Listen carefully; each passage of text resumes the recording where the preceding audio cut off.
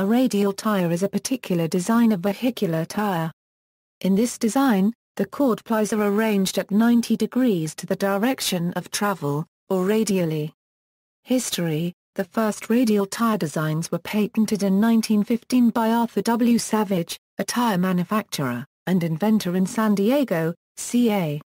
Savage's patents expired in 1949.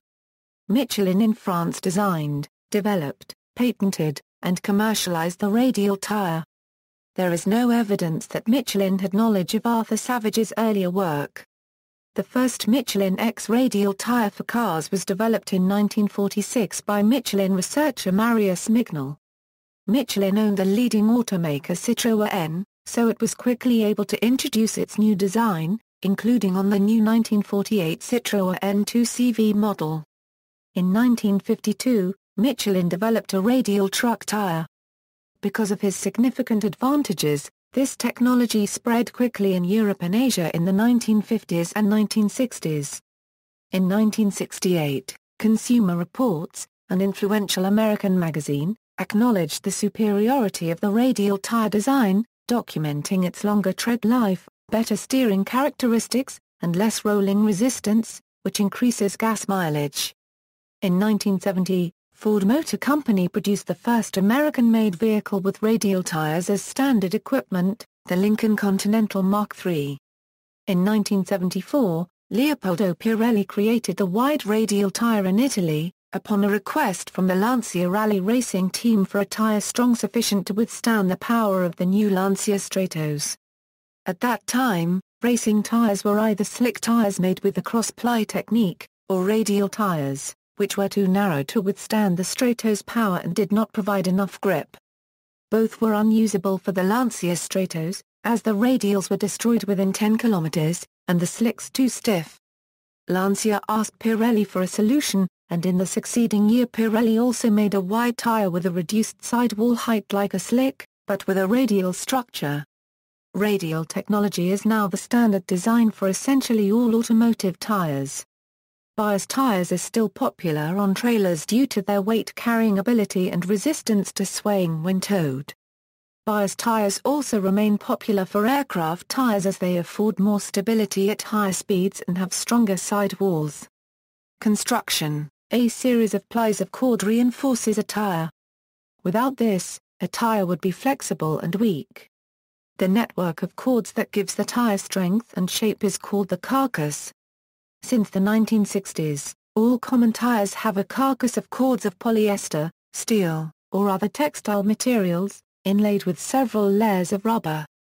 In the past, the fabric was built up on a flat steel drum, with the cords at angles of about +60 and +60 degrees from the direction of travel, so they crisscrossed over each other. They were called cross-ply or bias-ply tires. The plies were turned up around the steel wire beads and the combined tread sidewall applied. The green tire was loaded over a curing bladder and shaped into the mold. This shaping process caused the cords in the tire to assume an S shape from bead to bead.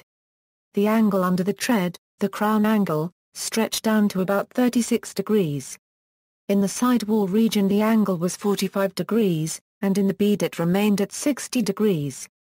The low crown angle gave rigidity to support the tread and the high sidewall angle gave comfort. To increase strength, the manufacturer would increase the number of plies, and the heat build-up in the tire. By comparison, radial tires lay all of the cord plies at 90 degrees to the direction of travel. This design avoids having the plies rub against each other as the tire flexes, reducing the tire's rolling friction. This allows vehicles with radial tires to achieve better fuel economy than with bias-ply tires.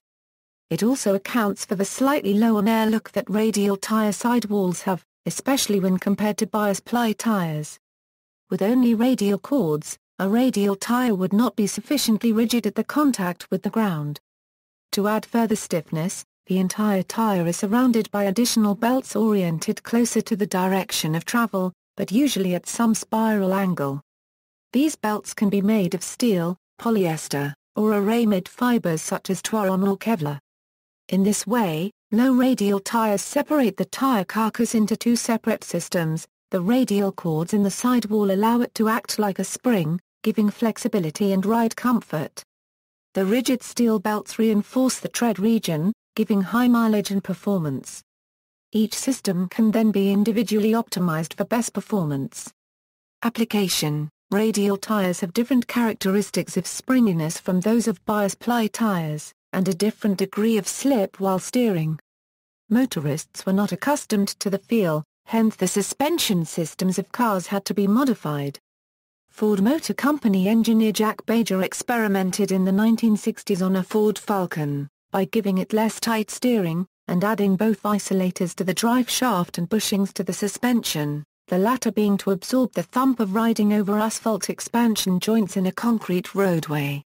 Cars could now be made lighter because they would not have to make up for the deficiencies of bias ply tires. Radial tires have occasionally found application on bicycles, used on the 1980s Miata touring bicycle. Models 1610, and more recently in 2009 on the Maxxis Radial. Panarisa radial tires were also standard on the Jarmes Gentry model bicycle in 1985. The steel wires in radial tires become magnetic with use, so as they rotate, an alternating magnetic field is created. It is quite measurable with an nth meter close to the wheel well when the wheel is rotating and is rich in harmonics up to several hundred Hz. 2. See also, Firestone 500 radial tread separation recall. References. External links: Michelin AG, comparison of bias versus radial, classiccar.com, usage of radial and bias ply tires on older vehicles.